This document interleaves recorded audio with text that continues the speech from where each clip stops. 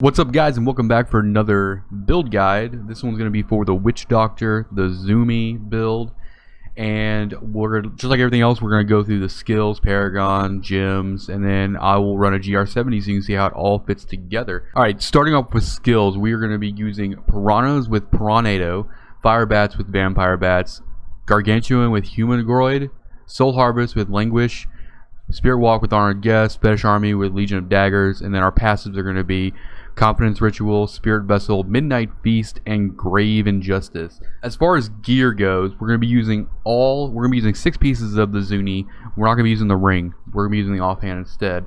So for our weapon, we're going to be using the Sacred Harvester. This is going to allow our Soul Harvest to stack up to 10 times. That's where we get some intelligence off of that too for damage and everything else like that. It's basically going to help our survivability for the most part.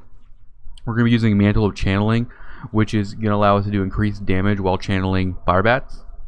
We're going to be using the Endless Walk set, so we're going to be using Traveler's Pledge and Compass Rose. Standing still, do more damage, moving, reduce damage taken. Lock of Broomba's Ornament, whatever, however you say that, but reduces damage taken by 6% for each stack of Soul Harvest we have. So the more stacks of Soul Harvest, the more survivability. That's what we're going with here. Next, Short Man's Finger. This is going to break up our Gargantuan into 3 smaller ones, and they're more powerful too, and they also have the Cleave rune on them, so do a lot more. All your damage is going to be coming from your pets in this build.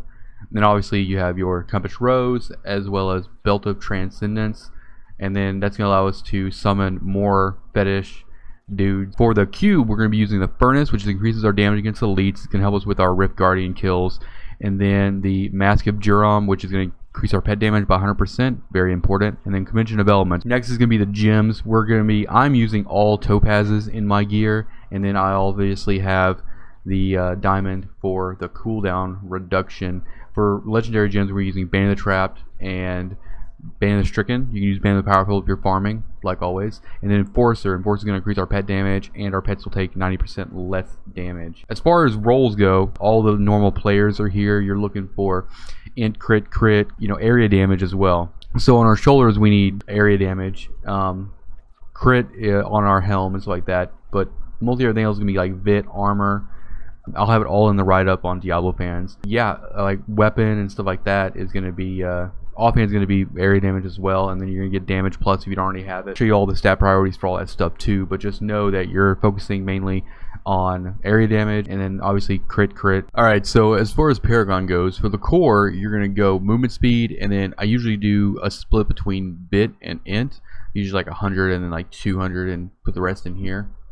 For offensive, you're going for probably crit chance, crit damage, cooldown reduction, and then attack speed.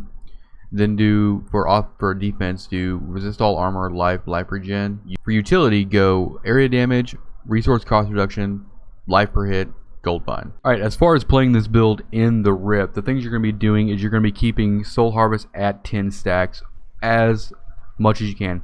If you drop it, then you're going to notice because you're going to start taking a lot of damage. You can easily do a GR70 or higher by just keeping these stacks up, and you gotta understand the GR70 you're gonna see me run, I don't have any augments.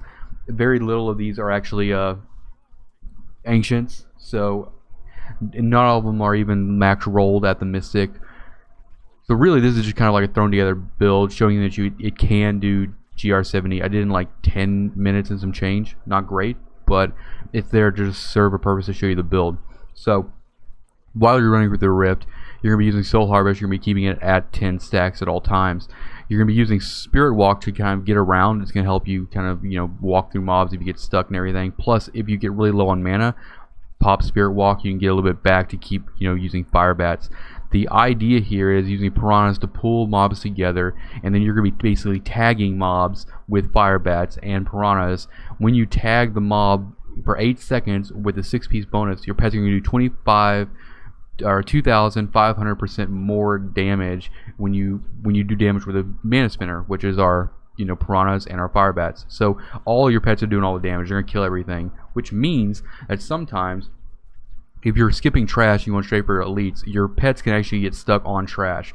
So what you have to do is whenever you get an elite pack in a certain area, you might have to actually recast Gargantuan and Spirit Fetish Army to get them back into the same location as you, so you can actually do damage. Otherwise, you're going to be just sitting there keeping the buff up on the mobs that you're trying to get down while you wait for your pets to actually catch up with everything.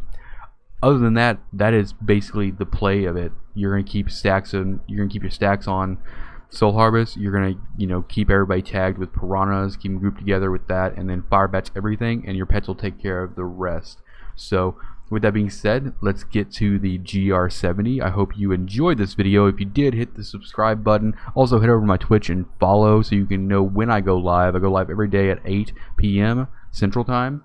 Usually playing the Demon Hunter, but hopefully later on down the season or even during the off season we'll be experimenting with some of these other classes and stuff like that. So again, thank you for watching and have a great day and find all that loot.